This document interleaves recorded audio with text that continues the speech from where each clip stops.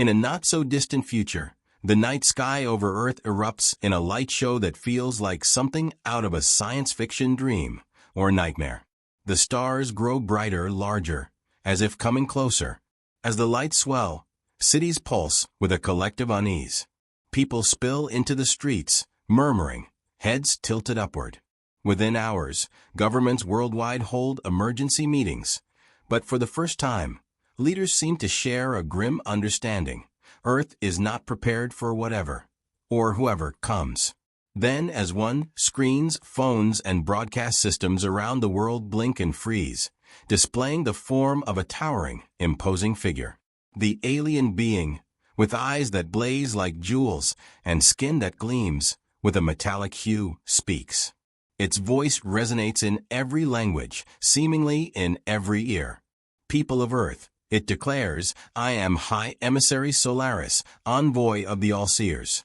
You will submit to us, peacefully and without delay. Your technology is primitive. Your defenses laughable. You have nothing to offer except obedience. Panic is immediate. In homes, families huddle trembling. In offices, workers abandon their tasks, staring at screens in disbelief. Soldiers on bases hold their posts, awaiting orders that seem pointless. In the hours that follow, Earth's leaders receive one final message from Solaris's fleet: surrender or face annihilation. Desperation drives President Howard, along with other world leaders, to convene a secret assembly. But amid the flurry of contingency plans and dismal projections, an unassuming man from the back of the room rises to his feet. Dr. Miguel Arcanjo, an experimental physicist with a reputation for unconventional ideas, clears his throat and begins to speak, his voice filled with a surprising calm. I know it sounds insane, but we should comply. But not in the way they expect. Silence fills the room, thick and heavy with disbelief and rage. But Arcanjo continues, undeterred. What if we convince them that we are submitting, while, in secret, we learn their weaknesses, gather intelligence, and prepare ourselves for the right moment to strike? Some call it madness. Others argue it's the only real option. But Arcanjo's words light a small flame in those who dare to hope for something better than surrender. A radical plan begins to take shape. Project Mimesis, an elaborate, hidden rebellion cloaked in submission. 2 days later, Solaris issues its first command. A delegation of human leaders is to meet with their new overlords to formalize Earth's submission. Word of the meeting spreads fast among the public, who reel with a mixture of fear and resignation. But across social media, in encrypted messages and whispered conversations, an unplanned resistance movement begins to sprout. People exchange ideas on how to secretly defy their alien conquerors, small ways to undermine their authority without drawing attention. Meanwhile, High Emissary Solaris watches Earth from its command deck, quietly confident that the conquest of this backwater planet is going exactly as planned. But what Solaris cannot see is that humans, in the depths of fear and despair, have already started preparing for what they know could be their final stand. 2 weeks after the initial ultimatum, a shuttle from Solaris's mothership descends upon Earth, landing with a deliberate, menacing grace on the White House lawn. High Emissary Solaris waits inside, flanked by a pair of towering, silent guards. The alien emissary radiates authority, but something colder lies beneath its calculating gaze, a cruel, almost amused detachment. In the Oval Office, Dr. Miguel Arcanjo watches the live feed alongside President Howard and a few trusted advisors. Howard looks at Arcanjo, his face pale. "You're certain this deception can work?" he asks, voice barely a whisper. Arcanjo nods. "We have no other choice. If they sense resistance, they'll obliterate us. But if they believe we're cooperating..." Howard's nod is slow, reluctant. Taking a deep breath, he steps outside to greet the alien delegation, his head bowed slightly as if in submission. As Howard approaches the alien leader, Solaris's voice fills the air around him, though it remains expressionless. "You are ready to accept your place among our subjects." President Howard glances over at Arcanjo and then, after a long pause, lowers his head again in silent acknowledgement. He can feel the cameras of the world on him, broadcasting his every move. Solaris nods, satisfied. A wise choice, human. Compliance will spare you much suffering, Solaris intones, seeming pleased. But make no mistake, there is no future for Earth except as an extension of our empire. Back inside the White House, Arcanjo hurries to a private meeting room, where he's greeted by an unlikely group: generals, scientists, cryptographers, and even a few tech-savvy civilians. This hidden resistance, which had come to call themselves Project Mimesis, listens attentively as Arcanjo lays out the plan. Under the guise of following their orders, Arcanjo begins. We'll gather every scrap of information we can about their technology. We'll identify what makes them vulnerable. They see us as a primitive species, easy to control, and we're going to use that arrogance against them. The room fills with nods and murmurs of assent. But Arcanjo's eyes are drawn to a young lieutenant sitting toward the back, her face shadowed with doubt. What if they see through it, she asks. What if they know we're pretending? Arcanjo's gaze is steady. Then we'll have to be ready to die for what we believe in. We'll have to make sure humanity survives, even if it means some of us don't. Meanwhile, Solaris's troops begin to install monitoring equipment throughout major cities, setting up what they call compliance checkpoints. The alien enforcers, cold and methodical, patrol every street, every government office, and even the schools, demanding obedience in every form. Solaris's rule is oppressive, swift, and absolute. Any hint of rebellion is met with swift consequences, as one small village discovers when a group of its inhabitants are vaporized in seconds for protesting. The resistance knows it must tread carefully. One mistake could expose their fragile operation. Arcanjo, working around the clock, discovers the first crack in the aliens' facade, a hidden frequency in their technology that humans can barely detect. The discovery is small, almost inconsequential on its own, but it gives him hope. During a late-night meeting, he briefs his team. This frequency, they use it to communicate between ships. If we can find a way to listen in undetected, we'll know exactly when and where their next moves will be. It's a risk, but it could give us the advantage we need. The lieutenant from before raises her hand. You're suggesting that we spy on them directly? Yes, Arcanjo replies, voice calm but resolute. It's time to stop playing defense and start taking risks. As the meeting disperses, Arcanjo catches sight of a figure outside the window. For a split second he freezes, then the figure is gone.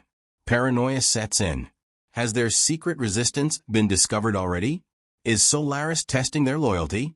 He brushes it off for the moment, reminding himself of the stakes. Each day under Solaris's reign is a day closer to either humanity's extinction or its rebirth. Days turn into weeks under Solaris's oppressive rule, and humanity adjusts to the new reality, outwardly obedient while covertly fueling the fires of resistance. The alien checkpoints that now cover major cities demand constant surveillance of humans, with random interrogations and harsh penalties for even minor defiance. The planet grows tense, as if collectively holding its breath.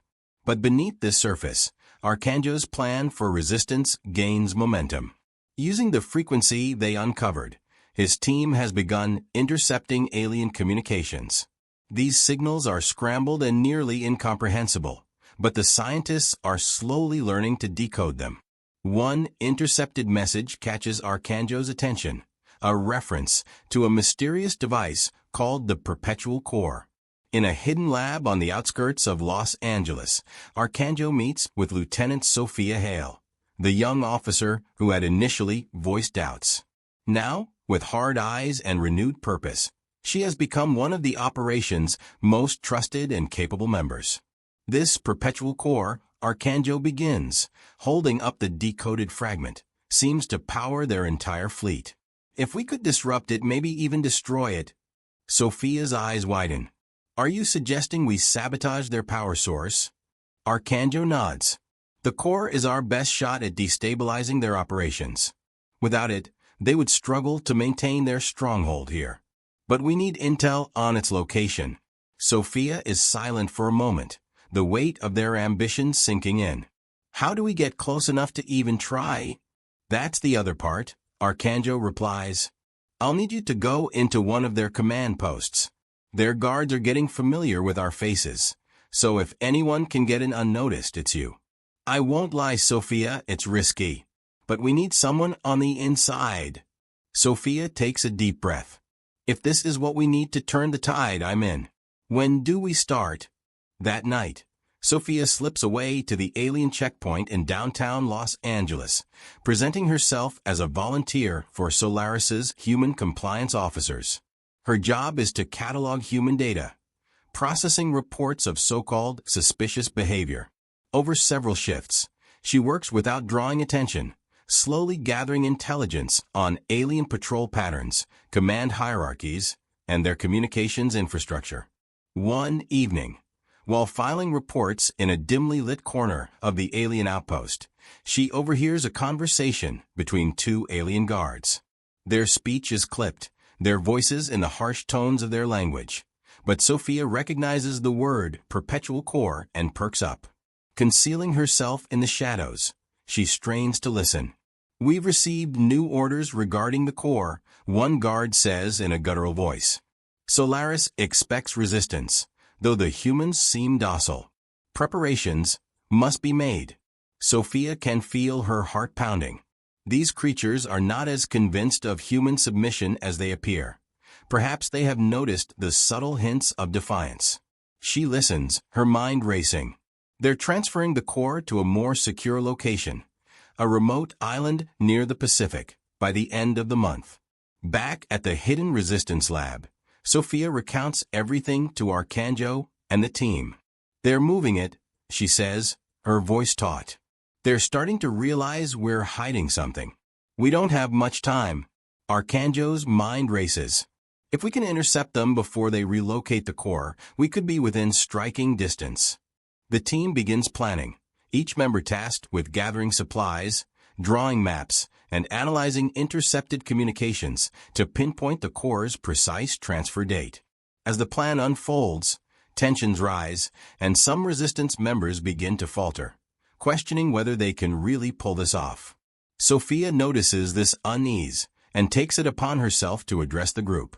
We may be outgunned, outnumbered, and undertrained compared to these aliens, she says, her voice clear and defiant.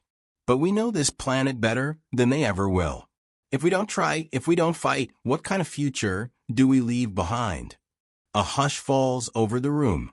For the first time, the group's determination feels almost tangible.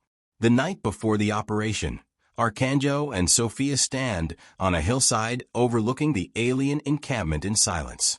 Sophia breaks the quiet. Do you think we'll make it through tomorrow? Arcanjo looks out at the distant lights of the alien base, his face unreadable. I don't know, but we've come this far. If tomorrow is our last day, then let's make it count.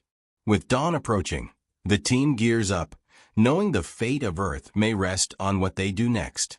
As dawn breaks, the resistance team is already in motion, stealthily making their way through thick Pacific fog towards the island base, where the perpetual core will be relocated. Every detail has been scrutinized, every role assigned. Yet beneath the calm, each person feels the weight of the mission, understanding that a single mistake could mean the end for them, and for all of humanity. Sophia Hale leads the ground team. Clad in alien scout uniforms she painstakingly procured during her infiltration.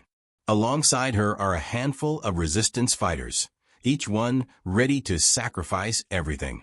Their target, a high-security transport docked along the coastline, meant to escort the core off-world once the transfer is complete. Dr. Arcanjo, hidden on a nearby hillside, monitors the alien communications from afar. With him is a small satellite dish, specially modified to intercept and scramble alien signals if necessary. His fingers fly over his equipment, capturing the strange, humming static of alien frequencies. Phase 1 is a go, He whispers into his headset, signaling to Sophia. Sophia and her team creep toward the dock, moving with tense precision. The alien guards patrol in pairs, their expressions devoid of anything resembling emotion. She motions for her team to freeze as a pair of guards approach, the glowing tips of their spears casting a sickly green light across the ground. Sophia holds her breath, counting the seconds until they pass. As the guard move on, Sophia gives the signal. Her team slips through an open cargo bay and hides among towering crates marked with alien symbols. A soft hum begins to echo from deeper inside the bay, where they know the core will be transported shortly. Her comm crackles. Arcanjo's voice comes through, tense but steady. They're prepping the core now. You have 15 minutes, maybe less. Sophia acknowledges, then turns to her team. Our job is to disable that transport. If we cut the core off from its security escorts, it will be vulnerable. Once we're in position, we'll signal Dr. Arcanjo to begin jamming the frequency. Her team nods, each person committed to the role they've prepared for. They move deeper into the shadows, inching closer to the core, whose faint pulsing glow sends shivers through their spines. The core, an immense sphere encased in translucent metal, radiates energy, casting the room in an eerie, otherworldly light. But suddenly, Sophia's stomach drops. One of the crates shifts, scraping the floor louder than they'd planned. The nearest guard snaps its head around, eyes narrowing as it catches the faintest glimpse of movement. Sophia holds her breath, her team frozen beside her. The alien steps closer, lifting its weapon, suspicious but not yet alarmed. Just as Sophia prepares for a confrontation, Arcanjo's voice cuts in through her earpiece. Brace yourselves, commencing frequency jam now. Back on the hilltop, Arcanjo flips a switch. The satellite dish emits a low hum, pulsing in sync with the core's energy frequency. Across the dock, alien communication devices falter, their lights flickering as their signals scramble. The guards seem momentarily dazed, pressing at their ears as if to block out the static. Sophia seizes the moment. She gives the signal, and her team lunges into action. They disable the guards swiftly, using crude EMP devices they've rigged from salvaged alien tech. As the guards collapse, disoriented, Sophia and her team secure the transport's engines, cutting power to prevent any escape. With the transport immobilized, Sophia approaches the core, marveling at the sheer intensity of its energy field. It's larger than they expected, pulsating with waves of heat and sound. She radios Arcanjo. We're at the core, but it's unstable. Looks like the jamming is affecting it. How long can we hold? Arcanjo's voice, tight with concern, comes back. Not long. The interference is already causing a feedback loop. You need to initiate the containment protocol now. Sophia nods and motions to her team.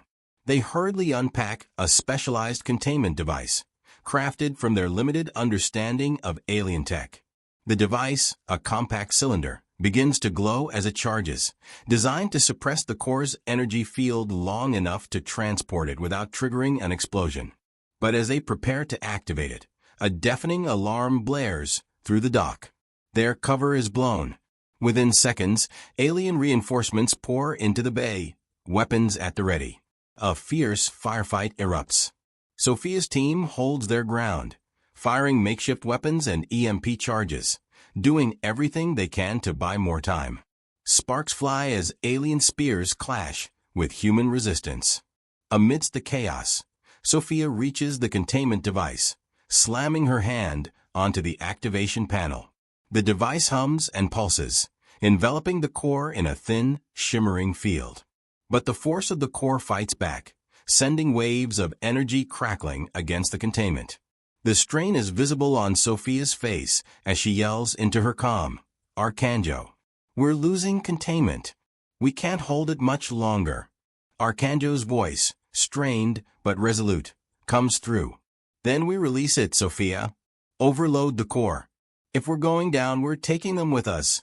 Sophia looks to her team, their eyes filled with equal parts fear and determination. They nod, knowing what this means. She inputs the final sequence, redirecting all containment energy into a destabilization protocol. Seconds later, a shockwave erupts from the core, flinging Sophia and her team across the dock as it reaches critical mass.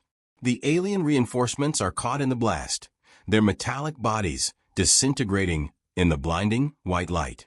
From his vantage point, Arcanjo watches the island erupt in flames, the core's energy blasting upward in a column of light that splits the sky. The mission has succeeded, but the cost is unimaginable. A heavy silence settles over the resistance camp as Arcanjo realizes the team's fate. He removes his headset, staring at the blazing horizon. Sophia's voice echoes in his mind, her final words a testament to their cause. Let's make it count. And though the victory is costly, he knows the tides have shifted. Solaris's forces have taken a crippling blow, and humanity's quiet defiance has just shocked the universe. The destruction of the perpetual core sends ripples of panic through Solaris's fleet.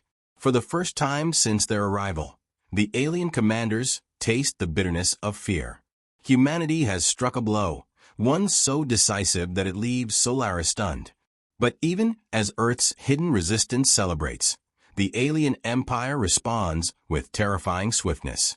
In retaliation, Solaris orders martial law, intensifying surveillance and imposing curfews in every major city. Human lives become tightly controlled under a web of brutal restrictions. Drones hover over streets and troops march down avenues, capturing and interrogating anyone who dares resist.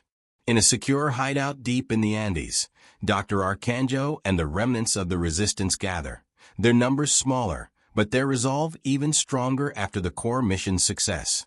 The loss of Sophia and her team weighs heavily, yet it has inspired others to join the fight, even if in small, defiant acts of resistance.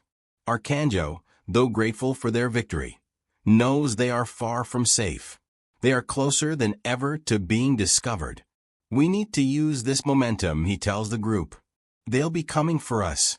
If we don't hit back now, we'll lose the advantage. A grizzled veteran, Captain Rachel Ortiz, steps forward. Dr. Arcanjo, the people are ready. They're tired of waiting, tired of submission. But we can't keep up without more help. And if Solaris tracks our communications, it's over. Which is why, Arcanjo replies, we're going to do the unthinkable. The room falls silent. Arcanjo gestures to a map projected on the wall, indicating a towering fortress on the edge of South America. This is Solaris's central command on Earth. They've locked down most of their forces there, scrambling to regroup after losing the core. If we infiltrate their command center and sabotage their communications hub, we can cripple their ability to control Earth cities. A murmur of disbelief ripples through the group, but Arcanjo's eyes blaze with determination. I know it sounds impossible, but this may be our only chance. With no communication, Solaris's forces on Earth will be stranded, isolated. If we cut them off, we'll force them to either retreat or face us on equal ground. The following night, Arcanjo and a small team of resistance fighters set out for the alien command center. They move under the cover of darkness, their route painstakingly mapped to avoid detection. The plan is razor-thin on the edge of plausibility, and each step toward the fortress is weighted with tension. As they approach the base, the glow of alien tech pulses against the mountainside, casting the stark metallic walls in an eerie blue light. The alien outpost sprawls across several miles, covered in layers of defenses, watchtowers, and sentries who stand like statues, weapons gleaming in the moonlight. Arcanjo signals for his team to split up. Rachel leads a decoy squad, their job to create a distraction near the fortress entrance to draw the guards away.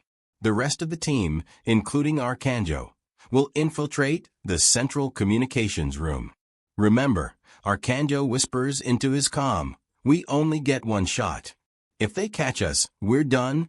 As the decoy team sets off explosions by the entrance, alarms blare across the fortress. Alien guards rush to the gates, and Arcanjo's infiltration squad slips through the chaos, moving swiftly toward the command center's inner sanctum. Inside, they encounter a labyrinth of steel corridors bathed in the flickering glow of emergency lights. Arcanjo leads the way, clutching a handheld device that guides them through the maze, its display screen lighting up with alien characters. Every corner they turn brings them closer to their target, and closer to detection. They finally reach a massive metal door marked with alien symbols.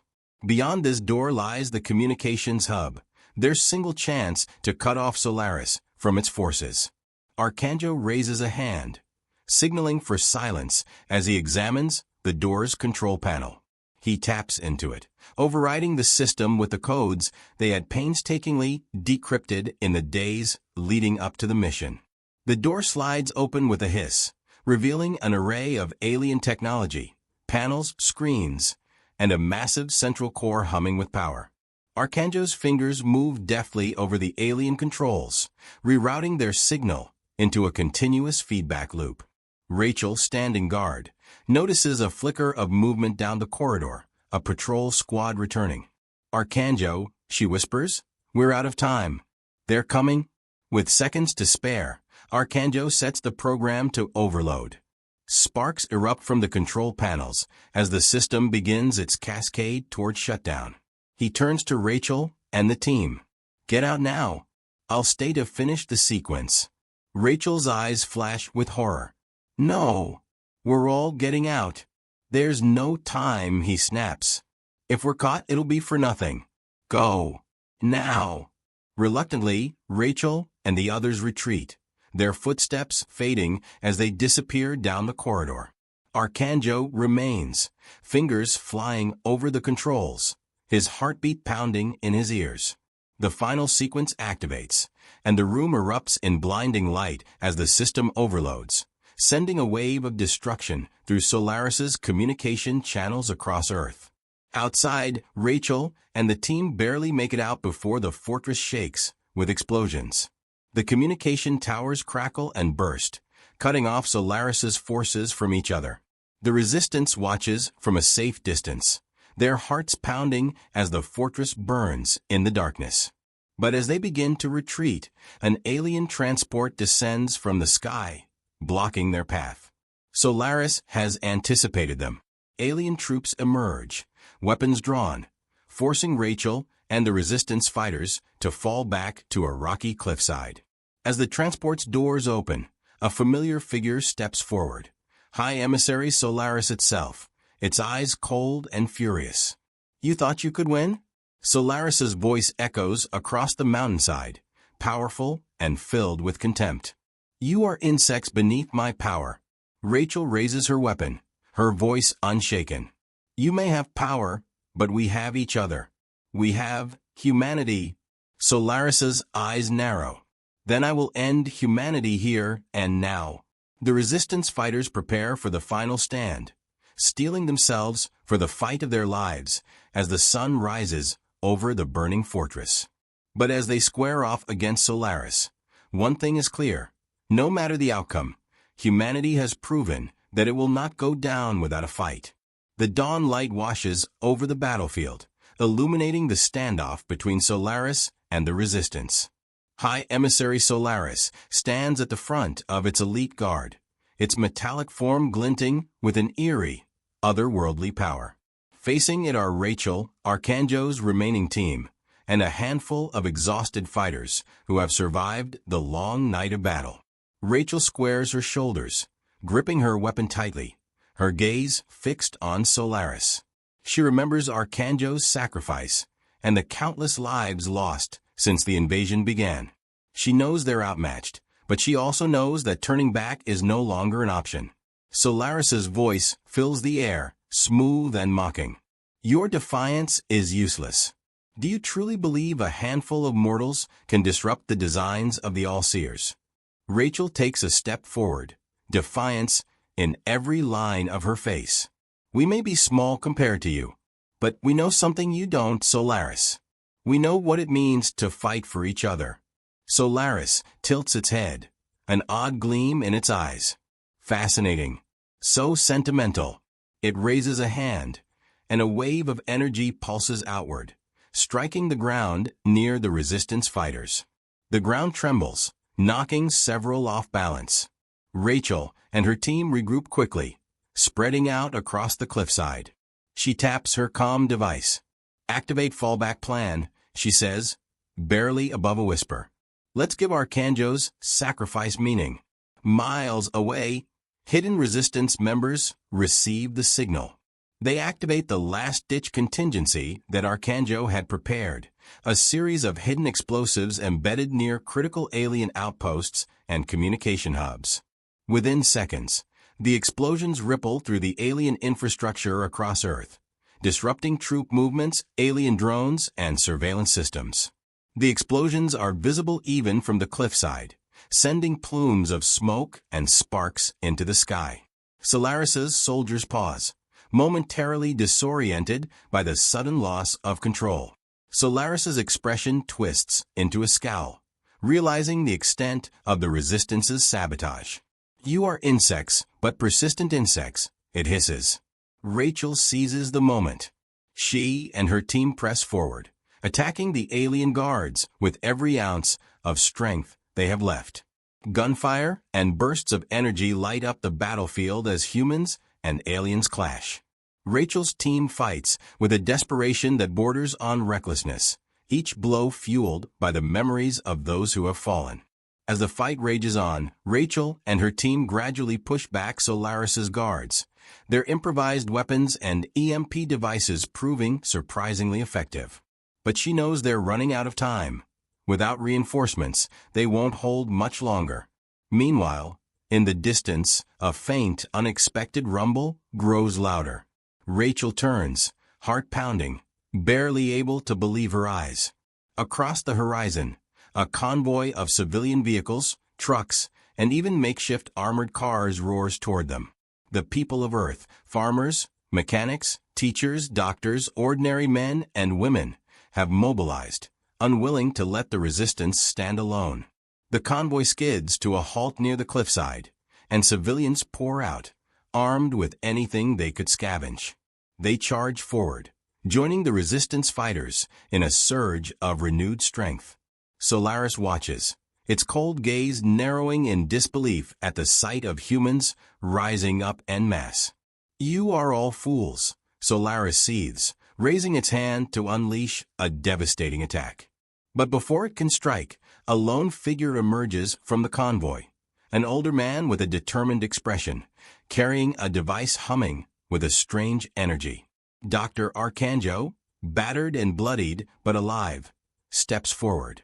His device is the last piece of alien technology that the Resistance salvaged, now converted into an amplifier for Earth's strongest signal jamming frequency. "Arcanjo?" Rachel breathes, stunned to see him. Arcanjo nods, his face solemn. "You didn't think I'd leave you alone for this, did you?" With a final look at his comrades, Arcanjo raises the device, aiming it directly at Solaris. He activates it, and a deafening pulse of energy explodes from the device, blanketing the area. Solaris and its guards clutch their heads, disoriented and struggling as their communication systems falter under the assault. The energy disrupts Solaris's telekinetic control, and its body trembles under the strain. Solaris stumbles back, fury flashing in its eyes. "You think this will stop me? You cannot win," Solaris screams, its voice filled with a rage so intense that even the ground trembles. But its body flickers and distorts, the energy field Arcanjo activated, forcing the alien leader into a weakened state. Rachel steps forward, raising her weapon. "This is for everyone you took from us." As the jamming frequency continues to destabilize Solaris, Rachel fires, striking Solaris directly.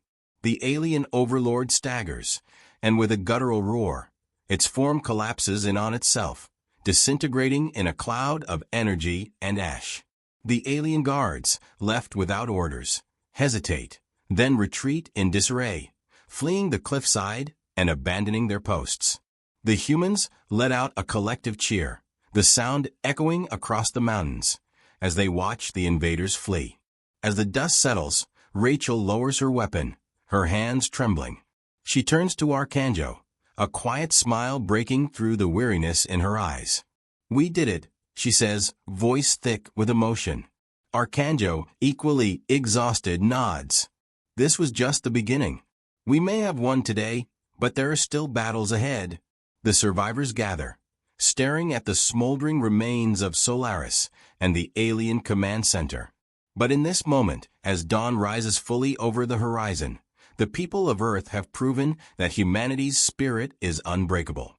In the days that follow Solaris's defeat, Earth teeters between exhilaration and uncertainty. News of the High Emissary's downfall spreads across the globe, igniting celebrations in every city and village. Humanity has struck back, and for the first time since the invasion began, hope flickers anew. But the fight isn't over. Across Earth, alien outposts remain, and pockets of Solaris's troops still occupy certain regions, left without centralized command. Although leaderless, they are still dangerous. Arcanjo, Rachel, and the remaining resistance fighters understand the critical importance of acting quickly to drive the aliens off Earth once and for all. Gathering intelligence from former alien communication networks, Arcanjo learns of a powerful signal beaming from a remote base in Antarctica. It appears to be a distress signal, an automated call for reinforcements that could reach the nearest planets in Solaris's empire. Should the message succeed, another invasion force could arrive within months or even weeks. In a hidden war room, Arcanjo briefs the assembled resistance leaders. "This is our final stand," he says. "We have one chance to disable that signal before it reaches its destination. If they send backup, we may not be able to resist another wave." Rachel stands beside him, her resolve clear. "We hit that base, we disable the signal, and we reclaim our planet." Volunteers from around the world join the final mission, a last, desperate strike at the alien stronghold in the frozen, inhospitable wastelands of Antarctica. Makeshift transports are readied, stocked with the last of their supplies. It's a ragtag army, ordinary people who have picked up weapons for the first time, scientists repurposing every piece of technology, and soldiers who have already fought 100 battles since the invasion began. The journey to Antarctica is grueling. Icy winds and treacherous terrain test the fighters' endurance as they trudge toward the base. But the unity among them, the unspoken bond that has grown out of shared hardship and sacrifice, fuels their determination. They reach the alien outpost under the cover of darkness, its angular structures half buried in snow. Arcanjo studies the layout through binoculars, taking in the guards, patrol patterns, and the central tower emitting a pulsating red light, the source of the distress signal. "We need to take out that tower," he says, voice low but firm. "Rachel, you and your team will create a diversion. I'll handle the tower with a small crew." The group splits, moving swiftly yet silently. Rachel's team plants explosives along the perimeter, their movements disciplined and precise. A moment later, a series of explosions lights up the sky, and alien guards swarm toward the blasts, distracted from the central tower. Arcanjo, flanked by a handful of resistance fighters, seizes the opportunity and heads for the tower. They climb up the structure's exterior, the wind cutting into their skin. At the top, they find the signal transmitter, a massive alien device radiating an ominous hum, its light casting a blood-red glow over the icy landscape. Arcanjo sets to work, hacking into the transmitter's control panel. His fingers are stiff with cold, but his focus is unbreakable. As he navigates through the alien code, Rachel's voice crackles over his comm. "They're on to us. We don't have much time, Miguel." With a final keystroke, Arcanjo triggers the device's self-destruct sequence. But before he can retreat, an alien guard bursts onto the platform. A fierce struggle ensues, each fighter battling desperately amid the shriek of the alarm. The guard strikes, sending Arcanjo sprawling, his head inches from the edge of the tower. As the alien advances, Arcanjo grips a piece of broken equipment and slams it into the creature's midsection, sending it reeling backward. Summoning his last reserves of strength, he scrambles to his feet and hurls himself toward the stairs as the countdown timer on the transmitter ticks down. At the base of the tower, Rachel and her team fend off waves of aliens, buying precious seconds for Arcanjo's escape. She sees him descend the tower, his face streaked with exhaustion but alive. "Move," he shouts, his voice barely audible over the roar of explosions. They sprint through the snow, dodging alien fire as the tower erupts behind them, collapsing in a fiery blast. The distress signal fizzles and dies, leaving only silence in its wake. Arcanjo, Rachel, and their team stumble forward, collapsing in the snow as the alien outpost smolders behind them, finally disabled. In the weeks that follow, Earth begins to rebuild. Without the distress signal, Solaris's empire loses interest in the now-lost outpost, unwilling to expend resources on a world that has proven itself too resilient to conquer. The remaining alien forces are slowly driven from Earth, either retreating or surrendering. The cost of victory has been devastating, and much of Earth lies in ruins. But amidst the broken cities, communities rise, united by the shared struggle and strengthened by a spirit of survival. One evening, Arcanjo and Rachel stand atop a hill overlooking one of the Resistance's first makeshift settlements. They watch as people rebuild homes, schools, and markets, life returning in small but meaningful ways. "It's strange," Rachel says softly. "After everything, here we are, picking up the pieces." Arcanjo nods, a faint smile playing on his lips. "They underestimated us. They thought they were taking a planet. They didn't realize they were facing a world of people willing to die for each other." He turns to her, eyes filled with both sadness and hope. "There will be scars, and some wounds may never heal. But we've shown them that humanity isn't just a species to be conquered. We are a force." As the sun dips below the horizon, casting the sky in a deep amber glow, Arcanjo and Rachel share a quiet, solemn moment, knowing they've been part of something that will live on in history, a story of resilience, unity, and a fierce, unbreakable will. Earth has reclaimed its freedom, but it has gained something more, the knowledge that no matter the enemy, humanity will stand together, refusing to submit. And for the first time in a long while, they look toward the future with hope.